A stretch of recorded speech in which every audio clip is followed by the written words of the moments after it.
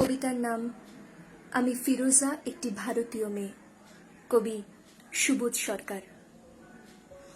হিন্দু ভারত, জৈন ভারত, বৌদ্ধ ভারত, খ্রিস্টান ভারত, এতগুলো ভারতের মাঝখানে দাঁড়িয়ে আমি ফিরোজা একটি ভারতীয় মেয়ে। আপনারা বলতে পারেন আমি কি দোষ করেছি? পৃথিবীর যে কোনো দেশের যে কোনো একটি মেয়ের মতো আমি একজনকে ভালোবেসেছিলাম।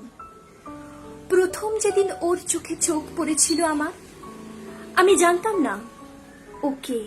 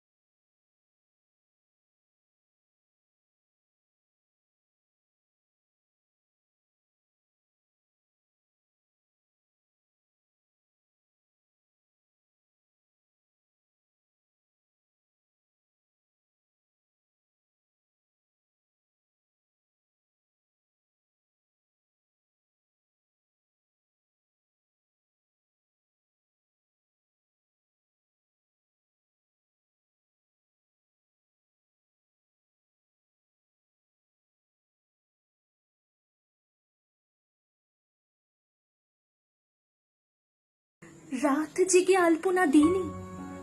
আমি কি পাশের বাড়ির হিন্দু বাবার জন্য রক্ত দিইনি?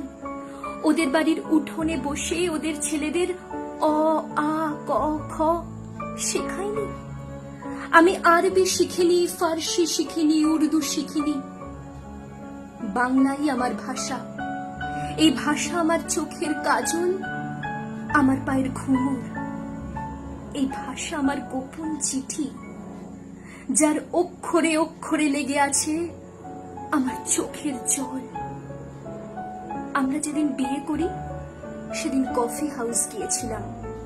ও সেদিন ঝোলা ভর্তি করে আমাকে রবীন্দ্রনাথ কিনে দিয়েছিল। হাওড়া স্টেশনে পৌঁছে রবীন্দ্রনাথ আমাকে কানে কানে বলেছিলেন, ফিরোজা, তুমি আমার মৃন্ময়ী, তুমি আমার লাবণ্য, তুমি আমার সুচরিতা। সেদিন রাত্রে কি হয়েছিল জানি না, কি ঘটেছিল ওদের বাড়িতে, কি ঘটেছিল ওদের পাড়ায়, কি করেছিল ওদের বাবা কাকা, সেটা আজও আমি জানি না। কিন্তু তার পরের দিন ওকে আর কোথাও খুঁজে পাওয়া যায়নি। ও কোথায় চলে গেল আমি জানতেও পারিনি। এই আপনাদের ভারতবর্ষ, এই আমাদের ভারতবর্ষ। আমি একজন সাধারণ মেয়ে, অথচ বাড়িতে, পাড়ায়, অফিসে, পুজোর প্যান্ডেলে, বিয়ে বাড়িতে, অন্নপ্রাশনে এখনো আমাকে নিয়ে ফিসফাস। ডাক্তারের কাছে যাই, ফিসফাস। কলেজে ঢুকি, ফিসফাস। বাজারে যাই, ফিসফাস।